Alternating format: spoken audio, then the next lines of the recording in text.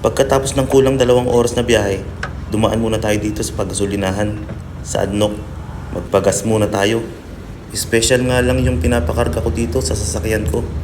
2.4 liters lang naman ang makina nito. B4. Galing sa empty nung nagpagas ako. Kabisado ko na to. Mula 170 hanggang 180. Maximum na yung 185. Sagad-sagad na yon. Medyo malaki din yung tangke niya. Pero malayo-layo na rin ang matatakbo noon. Nasa 600 kilometers na. 2.4 dirhams nga yung gasolina ngayon dito sa UAE. Kung i-convert mo sa peso, nasa 40 pesos per liter. 75 liters nga yung capacity nitong sasakyan. Kaya pag nagpagas ka, sulit.